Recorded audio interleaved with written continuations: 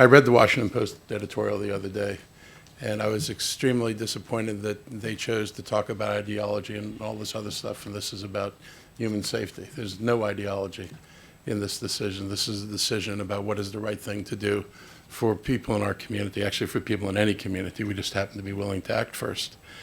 This council has ventured into areas like this before. We did coal tar. We did extraordinary things in 10 Mile Creek. We banned trans fats. We required menu labeling.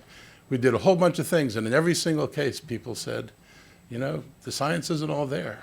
You know, there's divided opinion on this. You're moving ahead in places where, you know, the government says it's okay to do this. And we said, well, maybe the government says it's okay to do this, but maybe we shouldn't be doing it. Maybe we shouldn't allow it. But I want to try to lay out as much as I can of what there is, I think, in a scientific case for this. And I will acknowledge also that the Post makes an interesting observation that there are conflicting scientific studies, and then says you shouldn't do anything because there are conflicting scientific studies. And I suggest if we were in a room with 6 people and 3 people said, if you drink this, it's poison, and I'm certain of that, and 3 people said, oh, no harm at all, any of us would think really hard before we drank whatever was in front of us in the face of conflicting stories. And I would probably opt not to drink it rather than to try to prove a point, not particularly since I wouldn't know what point I was proving until it was too late, possibly. So this is where I come out on this issue and why I come out here. Many have raised the point that if pesticides are harmful, then state and federal regulators would have acted. And unfortunately, that is not true. That is not the only example of where we in the county have acted as legislators. The Federal Insecticide, Fungicide, and Rodenticide Act, FIFRA, much better name, requires registration with the EPA of most pesticides. This registration does not guarantee that pesticides are safe. And if you read the labels, you know that pesticides are safe. Many of them are very clear, only safe if used in a particular way, not generically safe, not like you should be taking teaspoons of it and eating it. In fact, the EPA is directed to balance risk with benefit of each pesticide, and they usually rely on analysis submitted by pesticide manufacturers, not independent analysis by the EPA, but by manufacturers that have long-term relationships with companies that do the testing for them to assess the effects of the pesticides. Now, and this is occurring in a bigger context.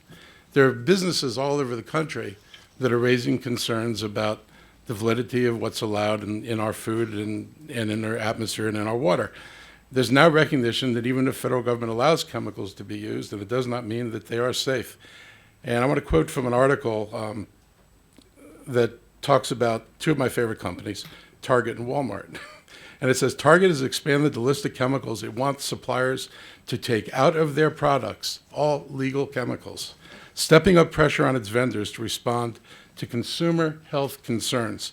The list includes almost 600 substances on Health Canada's roster of prohibited cosmetic ingredients, including such as tolsarum, coal tars, and BPA. It also adds triclosan, an antibacterial ingredient that is under review in hand soaps. This bill is not a ban. This bill has enough, I would call loopholes to be the wrong words, but there are conditions in which ordinary exceptions, thank you. There are conditions under which other regulated pesticides can be applied. You don't have to jump through hoops. It's not an impossible bar that's been established by the bill, so I think there are alternatives that are made available to people. And lastly, we don't actually have an AG's opinion. I've spoken to the AG. He said what was written is not an AG's opinion. It would not be considered an AG's opinion by a court. So I'm relatively comfortable with where we are. I do think that Roger's description of this as a balanced and prudent bill applies to either version of it. I don't think that the other version is terrible. I just think that we have the ability to go farther. I think we have the responsibility to go farther. And I'm happy to be one of those votes that's going to try to move this a little bit farther. The clerk will please call the roll on Bill 5214. Mr. Elrich? Absolutely, yes. Mr. Elrich votes yes. Mr. Hucker? Yes. Mr. Hucker votes yes. Mr. Berliner? No. Mr. Berliner votes no. Mr. Rice? No. Mr. Rice votes no. Mr. Reamer? Yes. Mr. Reamer votes yes. Ms. Navarro? Yes. Ms. Navarro votes yes. Mr. Katz? No. Mr. Katz votes no. Ms. Florine? Yes. Ms. Florine votes yes. Mr. Leventhal? Mr. Leventhal votes yes. Bill 5214 is adopted on a 6-3 vote.